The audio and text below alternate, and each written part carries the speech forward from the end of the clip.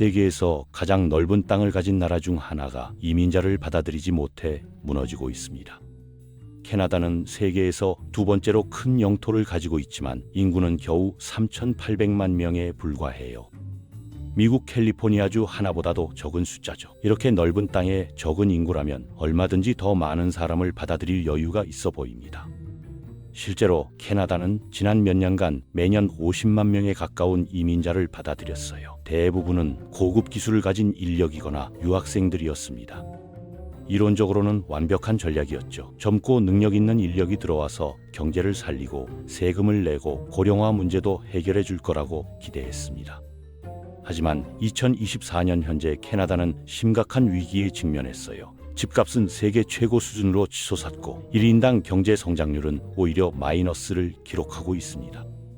실업률은 상승하고 있고 젊은 세대들은 내 집 마련을 아예 포기한 상태예요. 이민자들이 늘어날수록 경제는 더 나빠지고 있는 겁니다. 더 충격적인 건 이제 캐나다가 진퇴양난에 빠졌다는 사실이에요. 이민을 계속 받으면 경제가 더 나빠지지만 멈추면 더 큰 문제가 생긴다는 겁니다. 숙련된 자국민들은 더 나은 임금을 찾아 미국으로 떠나고 있고 그 빈자리를 메우려면 또 이민자가 필요하거든요.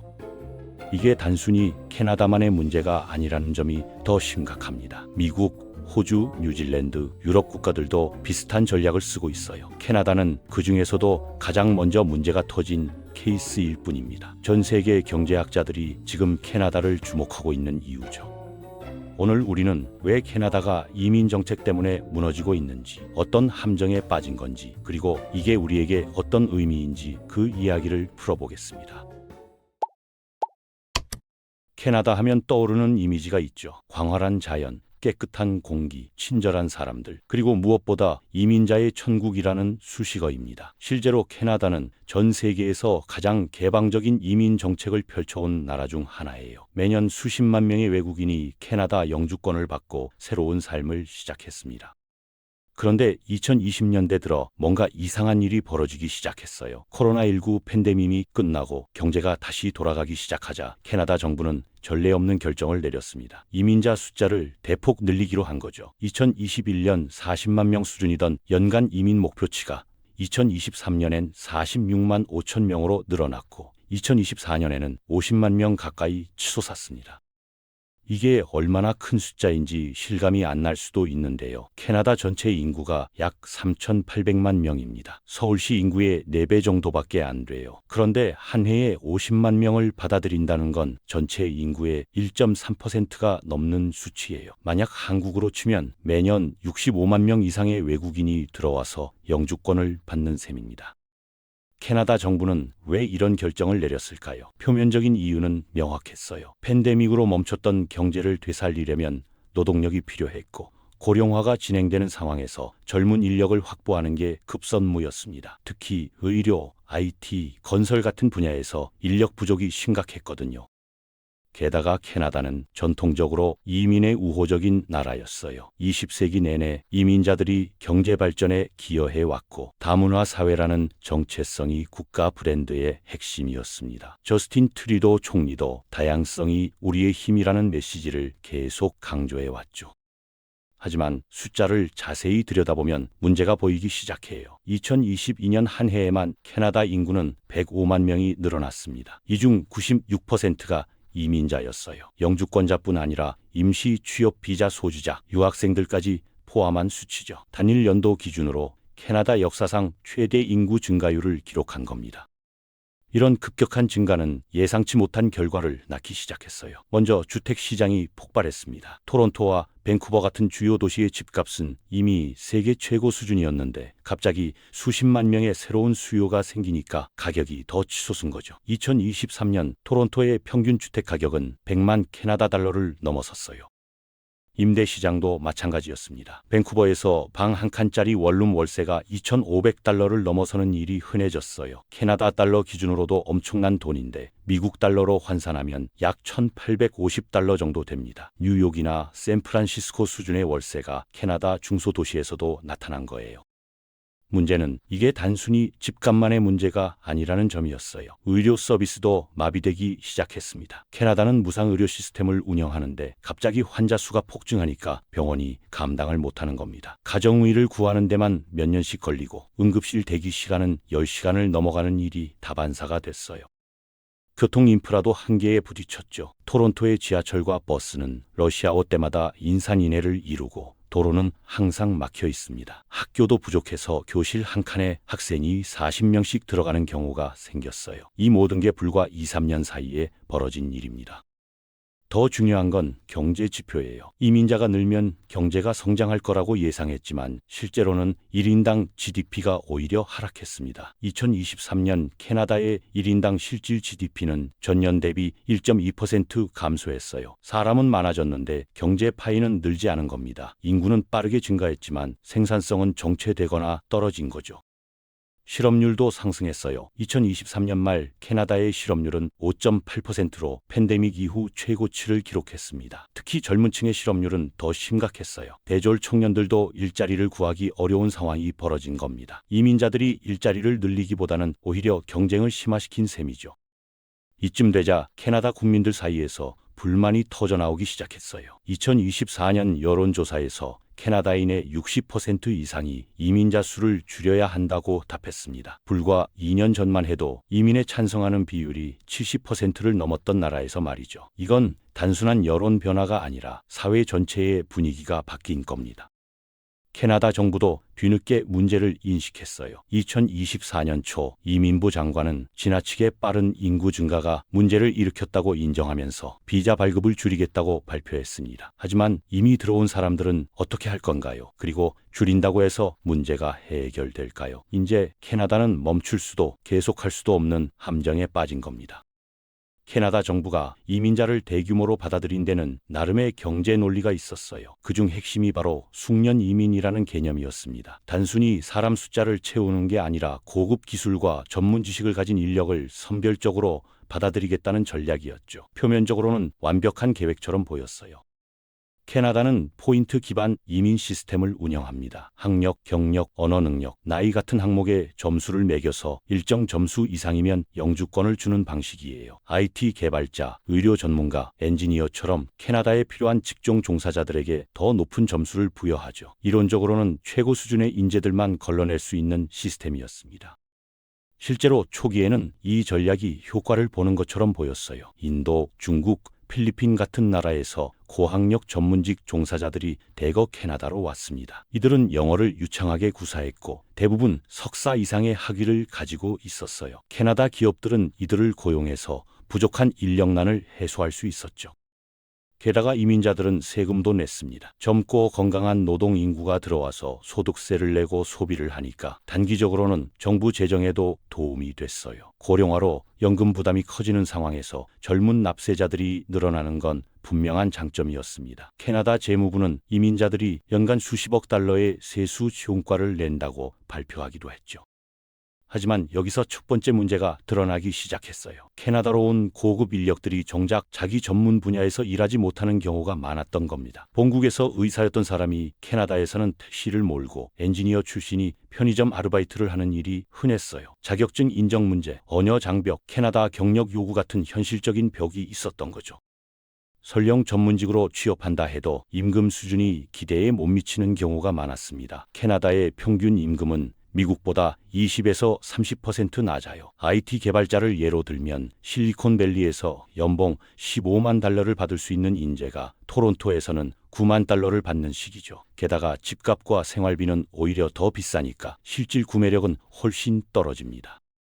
이런 상황에서 정말 실력 있는 인재들은 어떻게 했을까요? 많은 이들이 캐나다 시민권이나 영주권을 받자마자 미국으로 건너갔어요. 캐나다에서 몇 년 일하면서 북미 경력을 쌓고 그걸 발판 삼아 미국 기업으로 이직하는 패턴이 반복됐습니다. 캐나다는 사실상 미국 기업들을 위한 인재 양성소 역할을 한 셈이죠. 통계를 보면 이 문제의 심각성이 더 명확해집니다. 캐나다에서 컴퓨터 공학 학위를 받은 졸업생 중 약 30%가 졸업 후 5년 안에 미국으로 떠나요. 의료 분야도 마찬가지예요. 캐나다에서 의사 면허를 딴 젊은 의사들이 미국 병원에 2배 가까운 연봉을 보고 국경을 넘는 겁니다. 아이러니하게도 캐나다는 이민자를 받아들여서 인력을 채우려 하는데 정작 자국에서 키운 인재들은 빠져나가고 있었어요. 그렇다면 캐나다에 남은 사람들은 누구였을까요? 상대적으로 경쟁력이 떨어지거나 미국 취업이 어려운 사람들이 남게 되는 구조였습니다. 이게 바로 역선택 문제예요. 가장 필요한 최상위 인재는 떠나고 중간 이하 숙련도의 노동력만 쌓이는 거죠. 결과적으로 이민자 숫자는 늘었지만 전체 경제의 생산성은 오히려 떨어지는 역설이 발생한 겁니다. 여기에 또 다른 문제가 겹쳤어요. 바로 디플로마 미라고 불리는 가짜 교육기관들의 등장이었습니다. 캐나다는 유학생에게도 비교적 관대한 정책을 폈어요. 대학이나 전문학교를 졸업하면 최대 3년간 취업 비자를 주고 일정 기간 일하면 영주권 신청 자격을 주는 식이었죠. 이 제도 자체는 나쁘지 않았는데 악용되기 시작한 겁니다. 인도를 중심으로 수많은 유학 브로커들이 생겨났어요. 이들은 캐나다 유하인 영주권 지름길이라고 광고하면서 학생들을 모집했습니다. 문제는 이 학생들이 가는 학교 중 상당수가 제대로 된 교육기관이 아니었다는 점이에요. 형식적으로만 수업을 하고 실제로는 학생들이 아르바이트에 매달리도록 방치하는 곳들이 많았죠. 2023년 기준으로 캐나다에는 약 90만 명의 유학생이 있었어요. 2019년에 비해 거의 2배로 늘어난 숫자입니다. 이 중 상당수가 제대로 된 학업보다는 취업과 영주권을 목표로 왔던 거죠. 이들은 학비를 내고 명목상 학생 신분을 유지하면서 실제로는 저임금 일자리에서 일했어요. 패스트푸드점, 편의점, 배달 같은 서비스직에서 말이죠. 이렇게 되자 캐나다의 저임금 노동시장이 왜곡되기 시작했습니다. 고용주들은 정규직 캐나다인을 뽑는 대신 시간당 최저임금도 안 되는 조건으로 유학생들을 썼어요. 합법과 불법의 경계에 있는 이런 고용 관행이 퍼지면서 정작 캐나다 청년들은 일자리를 구하기 더 어려워졌습니다. 이민자가 일자리를 빼앗는다는 인식이 퍼진 배경이 바로 여기에 있었죠. 정부는 뒤늦게 이 문제를 인식하고 대책을 내놓기 시작했어요. 2024년 들어 유학생 비자 발급을 대폭 줄이고 디플로마 밀로 의심되는 교육기관들의 인가를 취소하기 시작했습니다. 하지만 이미 들어온 수십만 명은 어떻게 할 건가요? 그들도 나름대로 합법적인 절차를 밟아왔고 영주권을 기대하며 돈과 시간을 투자한 사람들이거든요. 결국 숙련 이민 정책은 이중의 함정을 만들어냈습니다. 한쪽에서는 최고 인재들이 미국으로 빠져나가고 다른 한쪽에서는 제대로 검증되지 않은 인력이 대거 유입되는 구조가 된 거예요. 숫자로는 매년 수십만 명의 숙련 노동자를 받아들였지만 실제로 경제 생산성에 기여하는 비율은 기대에 한참 못 미쳤습니다. 이게 바로 캐나다 1인당 GDP가 하락한 핵심 이유 중 하나였죠. 경제학에서 가장 기본적인 원리가 하나 있습니다. 수요와 공급의 균형이죠. 수요가 갑자기 늘어나는데 공급이 따라가지 못하면 가격이 폭등하게 돼 있어요. 캐나다에서 지난 몇 년간 벌어진 일이 정확히 이겁니다. 수십만 명의 사람들이 매년 쏟아져 들어오는데 그들이 살 집은 준비되지 않았던 거예요. 캐나다의 주택 문제는 사실 어제 오늘 일이 아니었습니다. 토론토와 밴쿠버는 이미 2010년대부터 세계에서 집값이 가장 비싼 도시 순위에 이름을 올렸어요. 중국과 홍콩 자본이 대거 유입되면서 부동산 가격이 천정부지로 치솟았고 현지 주민들은 이미 그때부터 내 집 마련을 포기하기 시작했죠. 2019년 기준 밴쿠버의 평균 주택 가격은 개구 중위소득의 12배를 넘어섰어요.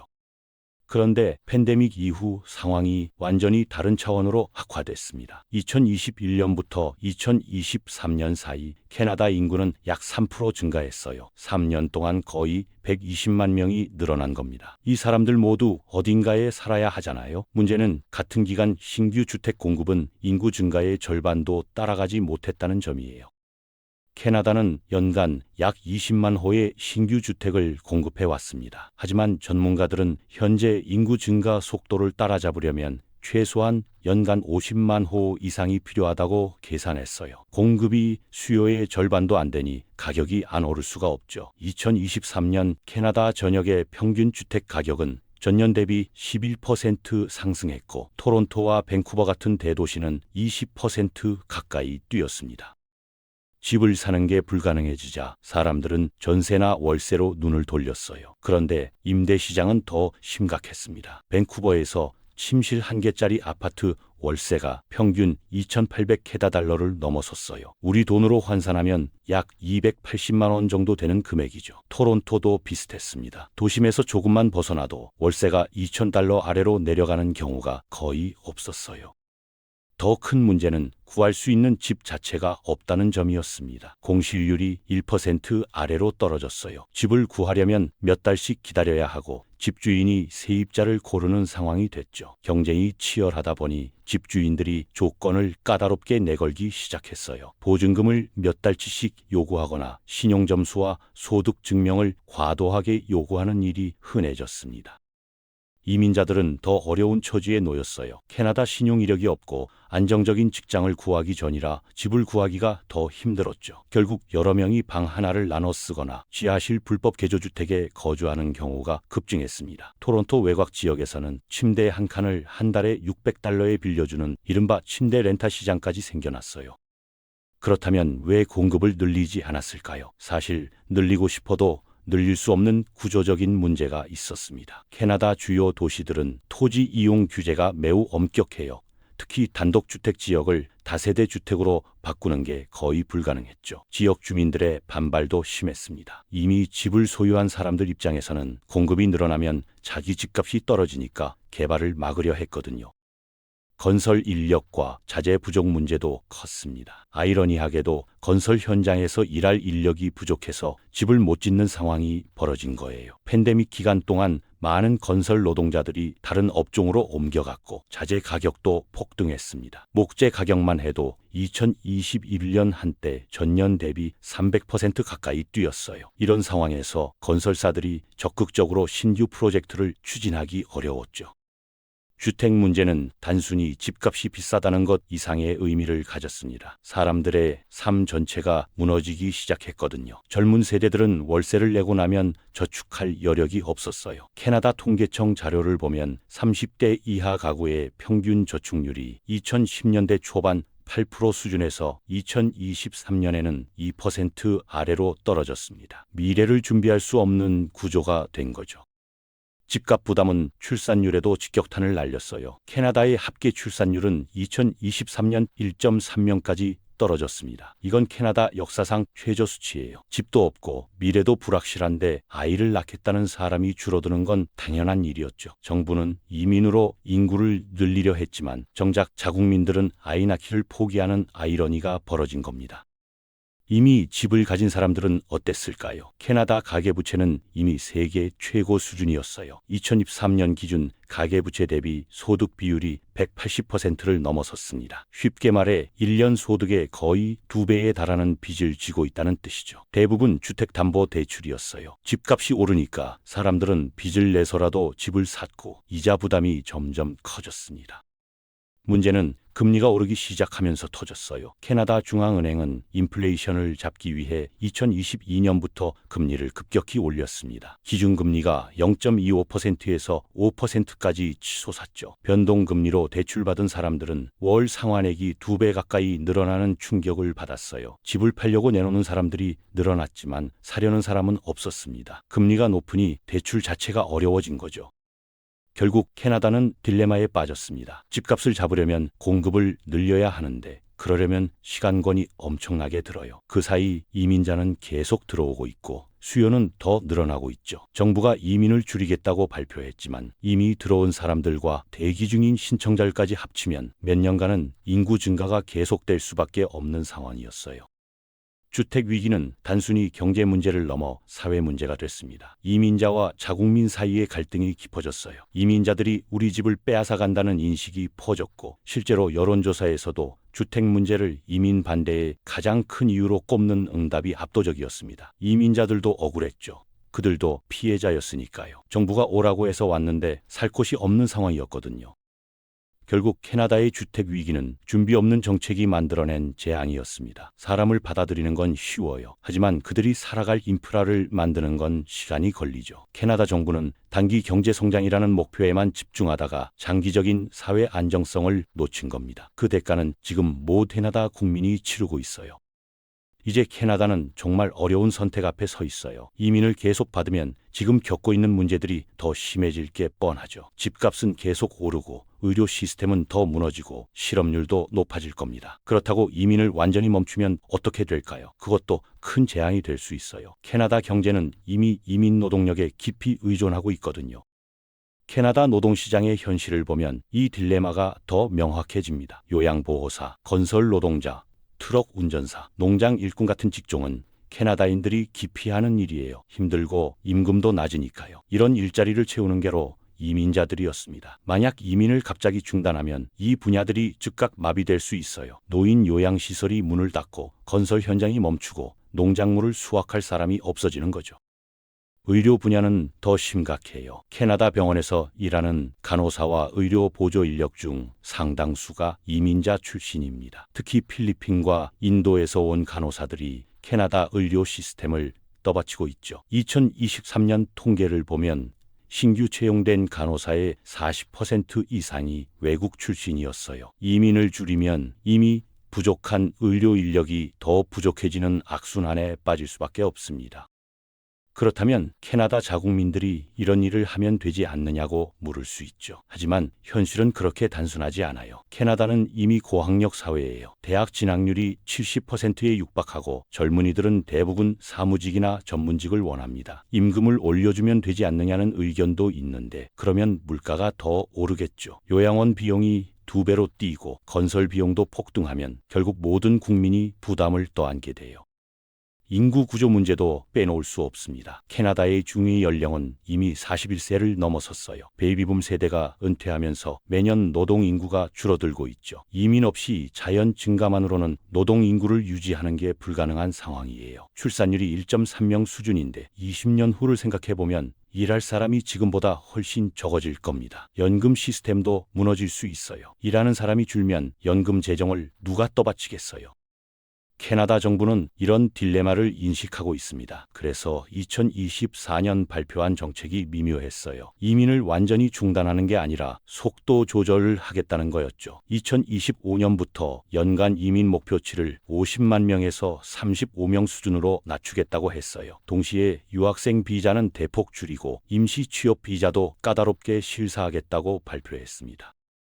하지만 이게 근본적인 해결책이 될까요? 35만 명도 여전히 엄청난 숫자예요. 캐나다 전체 인구의 거의 1%에 해당하죠. 주택 공급이 따라가지 못하는 건 마찬가지일 겁니다. 더 큰 문제는 이미 캐나다에 들어와 있는 임시 거주자들이에요. 취업 비자나 학생 비자로 체류 중인 사람이 약 250만 명 정도 됩니다. 이들 중 상당수가 영주권을 기다리고 있죠. 신규 이민을 줄여도 이 대기자들을 처리하는 데만 몇 년이 걸릴 거예요.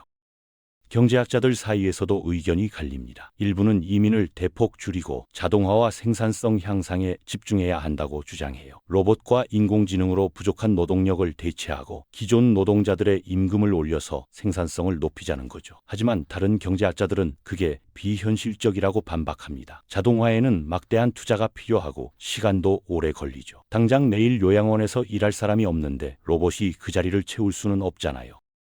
캐나다가 진짜 필요한 건 구조적인 개혁입니다. 먼저 주택 공급을 획기적으로 늘려야 해요. 토지 이용 규제를 완화하고 지방정부가 신속하게 건축 허가를 내줄 수 있는 시스템을 만들어야 하죠. 하지만 이게 말처럼 쉽지 않아요. 이미 집을 가진 사람들이 반대하거든요. 밴쿠버나 토론토 같은 도시에서 고층 아파트를 짓겠다고 하면 주민들이 들고 일어납니다. 집값 하락을 우려해서죠. 생산성 문제도 해결해야 합니다. 캐나다의 1인당 생산성은 지난 10년간 거의 정체됐어요. 기업들이 연구개발에 투자를 안 하고 혁신이 부족하다는 지적이 계속 나왔죠. 이민자를 받아들여서 값싼 노동력으로 때우는 방식은 단기적으로는 편하지만 장기적으로는 경쟁력을 갉아먹습니다. 기업들이 기술 혁신보다 저임금 노동에 의존하게 되니까요.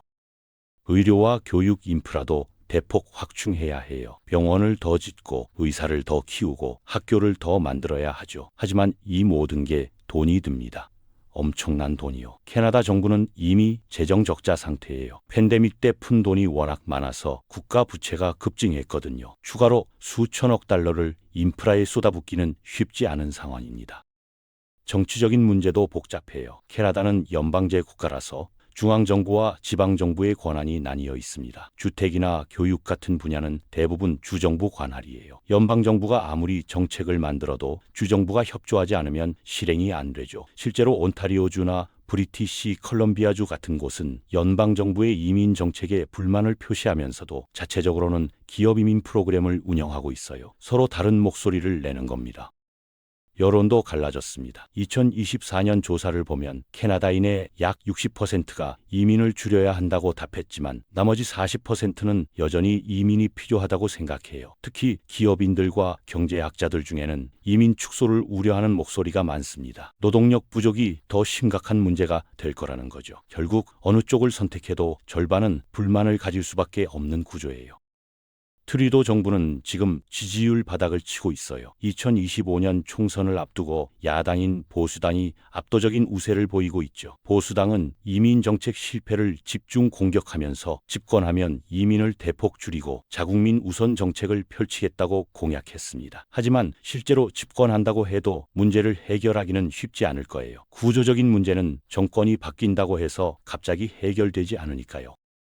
캐나다의 상황은 다른 나라들에게도 중요한 교훈을 줍니다. 호주는 캐나다와 비슷한 이민 정책을 펴왔는데 최근 들어 신중해지기 시작했어요. 뉴질랜드도 마찬가지죠. 영국은 브렉시트 이후 이민 정책을 강화했다가 노동력 부족 문제가 터지면서 다시 완화하는 등 갈팡질팡하고 있습니다. 독일과 프랑스도 고령화 문제 때문에 이민을 늘려야 한다는 압박을 받고 있지만 캐나다 사례를 보면서 망설이고 있죠.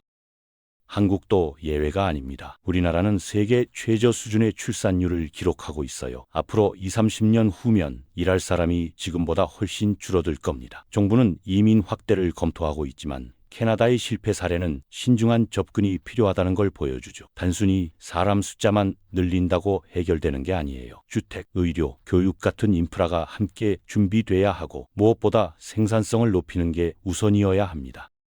결국 캐나다가 빠진 함정의 본질은 이겁니다. 구조적인 문제를 단기적인 처방으로 해결하려 했다는 거예요. 생산성이 낮고 주택 공급이 부족하고 의료 시스템이 한계에 달한 상태에서 이민자를 대량으로 받아들이면 모든 게 해결될 거라고 착각한 겁니다. 하지만 현실은 정반대였죠. 문제는 더 악화됐고 이제는 멈출 수도 계속할 수도 없는 상황이 됐어요.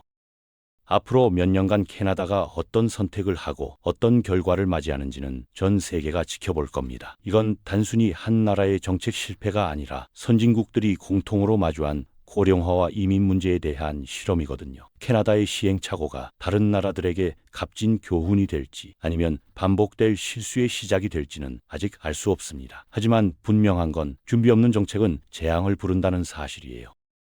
캐나다가 보여준 이 실험은 사실 하나의 진실을 드러냈습니다. 이민 정책의 성공은 숫자가 아니라 시스템에 달려 있다는 거예요. 연간 50만 명을 받아들이든 10만 명을 받아들이든 그들을 받아들일 주택이 없고 일자리의 질이 낮고 의료 시스템이 무너져 있다면 결과는 똑같습니다. 오히려 더 많은 사람이 고통받을 뿐이죠. 지난 3년간 캐나다에서 벌어진 일을 다시 정리해보면 패턴이 보입니다. 팬데믹 이후 경제 회복을 위해 정부는 이민문을 활짝 열었어요. 매년 인구의 1% 이상이 유입됐고 이론적으로는 노동력 공백을 메우고 세수를 늘리고 경제를 성장시킬 계획이었죠. 하지만 현실은 달랐습니다. 최고 수준의 인재들은 더 높은 임금을 찾아 미국으로 떠났고 남은 사람들은 자격 미달의 일자리에서 저임금에 시달렸어요. 1인당 생산성은 오히려 하락했습니다. 주택 시장은 폭발했습니다. 공급은 수요의 절반도 따라가지 못했고 집값과 월세는 세계 최고 수준으로 치솟았어요. 이미 높은 가계부채를 안고 있던 캐나다 국민들은 금리 인상까지 겹치면서 더 큰 부담을 떠안게 됐죠. 의료 시스템은 환자 폭증을 감당하지 못했고 교통과 교육 인프라도 한계에 부딪혔습니다. 이민자들이 문제가 아니었어요. 그들을 받아들일 준비가 되지 않은 시스템이 문제였던 겁니다. 이제 캐나다는 진퇴양난에 빠졌습니다. 이민을 계속 받으면 지금의 위기가 더 심화될 게 분명하죠. 하지만 멈추면 노동력 부족이 즉각 현실화됩니다. 요양원과 건설 현장과 농장에서 일할 사람이 사라지고 이미 부족한 의료 인력은 더 부족해질 거예요. 경제는 위축되고 연금 시스템도 흔들릴 겁니다. 어느 쪽을 선택해도 고통이 따르는 구조가 된 거죠. 정부는 뒤늦게 속도 조절에 나섰어요. 이민 목표치를 줄이고 유학생 비자를 대폭 축소하겠다고 발표했습니다. 하지만 이미 들어온 수백만 명과 대기 중인 신청자들을 생각하면 몇 년간은 인구 증가가 계속될 수밖에 없어요. 근본적인 해결책은 주택 공급 확대와 생산성 개선이지만 이는 이해관계가 복잡하게 얽혀 있어서 쉽지 않습니다. 집값 하락을 우려하는 기존 주택 소유자들의 반발도 만만치 않죠.